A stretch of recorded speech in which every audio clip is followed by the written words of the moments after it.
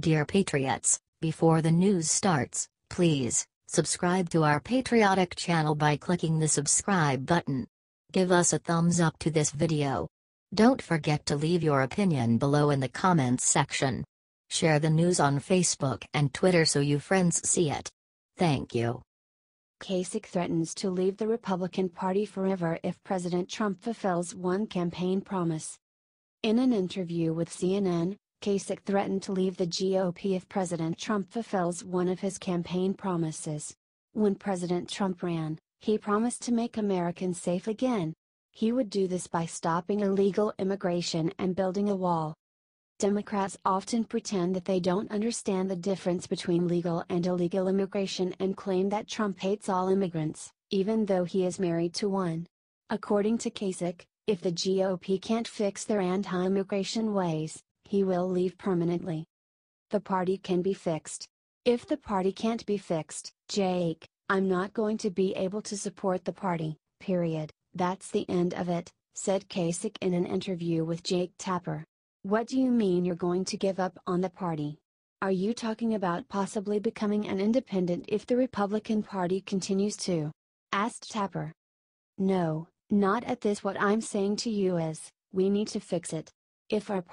If the Republican Party is going to be anti-immigration, if it's not going to be worried about debt, if it's going to be anti-trade, this is not where our party can be, said Kasich. So I'm going to fight like everything I have to make sure it's why I'm on these shows. I want this party to be straightened out. I not only want the party to be straightened out, but I want the country to be straightened out, said Kasich.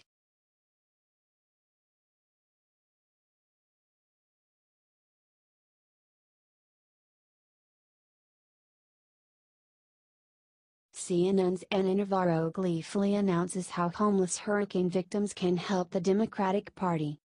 Ana Navarro calls herself a Republican strategist, but in practice she is an extremist liberal. Ana Navarro has had a lot of negative things to say about how President Trump is handling Puerto Rico. However, she made an especially heartless attack on Twitter. In a tweet, she recommended that homeless Puerto Ricans, which she assumes are Democrats, should move to swing states in order to help the Democratic Party. PPLF, if you flee devastation and come to mainland, hope you settle in a swing state. FLPAO. Register to vote and don't forget this, tweeted Ana Navarro in response to President Trump's tweet. Results of recovery efforts will speak much louder than complaints by San Juan Mayor. Doing everything we can to help great people of PR, tweeted President Trump. No, Anna, you aren't supposed to admit CNN's entire agenda, responded one user sarcastically. Yeah, at Ana Navarro, people who lost everything are thinking about swing state politics. Can you sink any lower? Hack, tweeted off-the-cuff host John Cardillo. Ana Navarro also went on air and claimed that President Trump needs to shut up. The President of the United States should not have been tweeting about the NFL. He should not have been doing useless political rallies in Alabama. He should have been laser focused on the 3.5 million American citizens that are in peril and in distress and such great danger right now, said Navarro.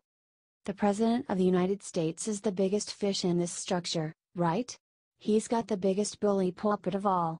And if he wants unity of command, even if he thinks he's being maligned by the mayor of San Juan, he's got to shut up, said Navarro.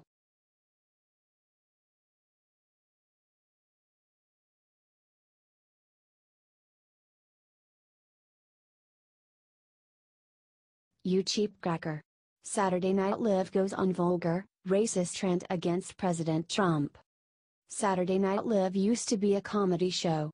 Now it is just a more vulgar version of the liberal mainstream media. Actor Michael Che went on an angry tirade against President Trump for how he is handling Puerto Rico. Although the governor of Puerto Rico said that President Trump is doing a great job, the media is just focused on the words of one angry mayor.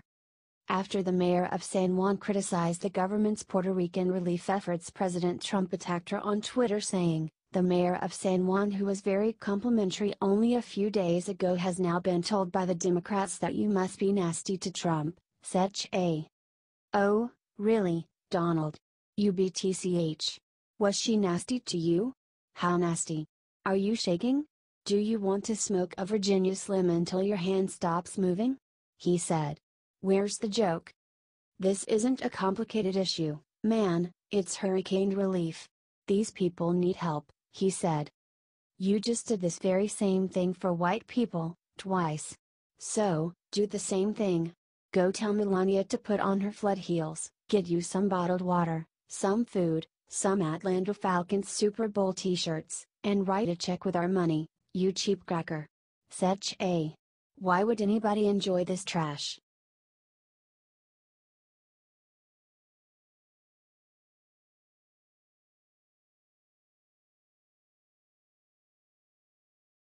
Coach came up with perfect punishment for high school football players who protested. After liberal football players in the NFL protested by kneeling during the national anthem last weekend, other athletes have evidently been provoked to do the same. Copycat protesters have been insinuating that they will also be kneeling during basketball games, and it looks like it has reached amateur sports as well. Thankfully, one high school football coach decided to nip the growth of this movement in the bud after two of his players decided to imitate professional players and protest during the national anthem before a high school game. Before the game, Victory and Praise Christian Academy's football coach Ronnie Mitchum, who was formerly a Marine and is now also a pastor, told his players clearly that he did not want them to protest in any form during the game. However, players Larry McCulloch and Cedric Ingram Lewis decided to disobey their coach anyway. During the anthem, Cedric raised his fist up and Larry knelt. As a result, Mitchum immediately kicked the two players off the team after the game finished. Said Mitchum, I don't have any problem with those young men. We've had a good relationship. However, he stated, they chose to do that and they had to pay for the consequences. Said former player Cedric after the incident, he told us that disrespect will not be tolerated. He told us to take off our uniform and leave it there. Instead of supporting the coach's decision, Cedric's mother Rhonda Brady complained, saying in classic sour grapes fashion, I don't want them back on the team. A man with integrity and morals and ethics and who truly lives by that wouldn't have done anything like that. For Ronnie Mitchum, to do what he did, that really spoke volumes, and I don't want my kids or my nephew to be around a man with no integrity. Did you support the harsh punishment this football coach meted out for these protesting players?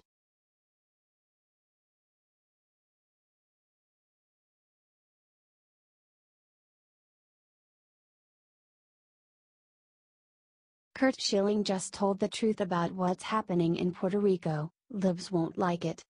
Philadelphia Phillies and Boston Red Sox pitching great Curt Schilling has been working tirelessly to help Americans recover following the recent devastating hurricanes. In the aftermath of Hurricane Maria, Curt and his Operation Bullpen relief effort traveled to Puerto to aid with the dire situation there. Thankfully, Curt has kept in touch with Fox News and other American media outlets to report on the truth about how rescue efforts have actually been progressing on the island. This paints a far different picture than the anti-Trump narrative that the left has attempted to spread using the tragedy.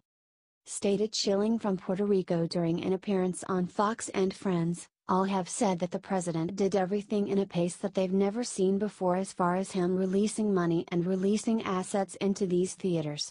He added, however, the execution on the ground has been horrifying in some cases. Schilling continued, there are people, the soldiers and some of the personnel are doing everything they can, but I've seen the best and the worst of humanity in the last 48 to 72 hours, and it's terrifying, he said. Curt stated that the situation reported by the mainstream media is different than the one he sees on the ground. There were 8 police officers buried here and I don't think that story has made it out either. When we talk about devastation, these are on levels that, I'm a student of military history. I've never seen anything like this. He described, the southeast part of the island is gone, and when I say that I don't mean that there are buildings down and people hurt. There are towns that are gone. Are you glad Curt shared the unreported truth about what is happening in Puerto Rico and set the record straight about the assistance Trump has provided?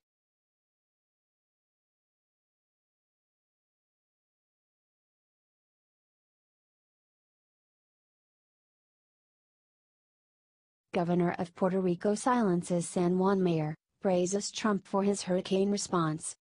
Carmanuel and Cruz, who is the mayor of Puerto Rico's capital city of San Juan, recently made international headlines by claiming in crude and disrespectful terms that President Donald Trump and the U.S. federal government have not been doing enough to help relief efforts after Hurricane Maria.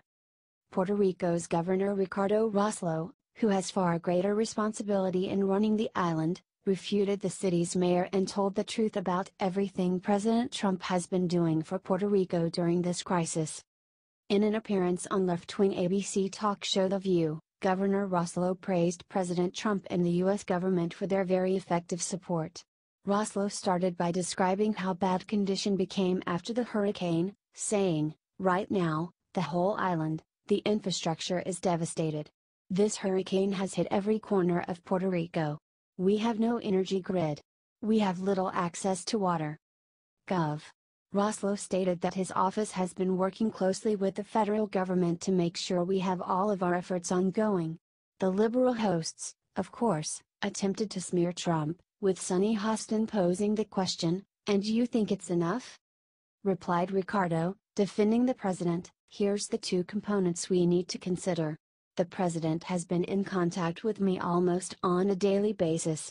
So he is aware of the devastation, and I thank him for issuing pre-land emergency declarations. He has also given instructions to FEMA and other federal agencies to help Puerto Rico. Are you glad Puerto Rico's governor got Trump's back against attacks by liberals?"